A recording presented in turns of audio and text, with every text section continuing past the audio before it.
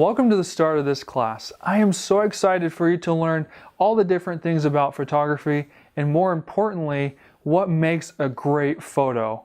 And to start off, lighting is everything. It's all about that lighting, because wherever you are, there's always going to be light, and having good quality light makes a big difference. So principally, we're going to talk about hard light versus soft light. Okay, and here on our model Jessie, you can see that we have a prominent highlight with a defined shadow on the other side. Okay, you're going to see this a lot when you're outside or anytime you have a strong light source. Okay, so the ways that we're going to work with light is, one, using a reflector, your 5-in-1 reflector. We're going to use the diffusing panel inside of your 5-in-1 reflector, and we're also going to use a flash. We're going to talk about flash later on in the class and how to use that, but it's still a great way to fill light into your picture. Okay, so let's get started. Let's look at the reflector side of this. We're going to have Jessie hold it up, and we're going to angle it. So the light source, however it hits the reflector, bounces off equally the same way. So we're going to hold it just a little bit to the side, angled like that. Okay, and you can see that the gold side of the reflector reflects a lot of gold and warm light into Jessie's face, the shadowed side of his face.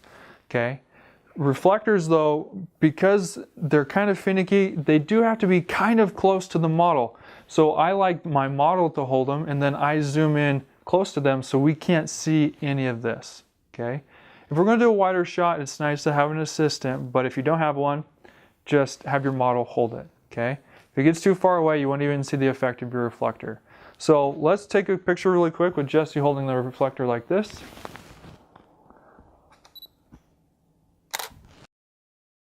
Perfect.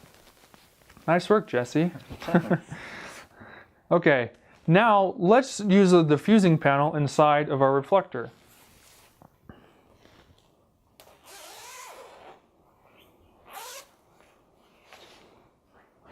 Perfect.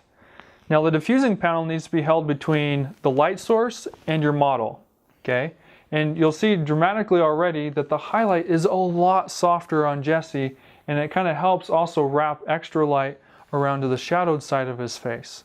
Okay, keep in mind though that anytime you use this when you're outside, it casts a shadow on your subject. So while the light might be softer, you'll see like hard line shadows anywhere else on them. Okay, so with Jessie like this, let's take a picture.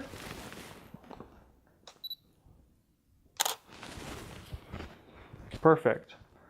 Okay, diffusers are nice. Diffusing panels are a lot like cloudy days outside, because when the sun's out, the light is then filtered out everywhere, and you get really soft light. You get great shadows on everything. And so that's why when you're taking portraits of people, cloudy days are best, because you get wonderful light on them.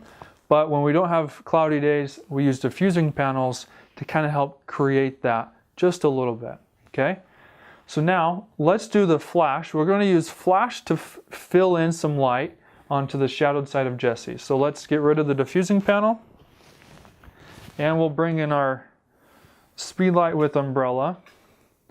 Okay, now when it comes to flash photography, we're going to talk more about this later, and we'll walk you through the setup here. But it's still a great way to do this, okay? So, with my trigger on the camera, we're going to take a picture of Jessie.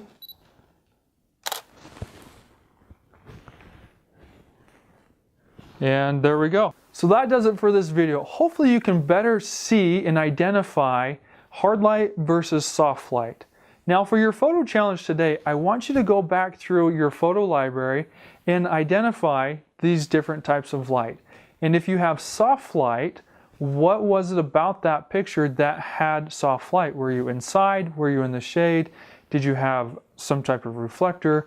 Whatever it is, I want you to start to identify different types of light, and then go out and use one of these methods to work with light. Okay, you probably already have a reflector, so go out, grab an assistant if you need to, and try to work with the light to fill in those shadows.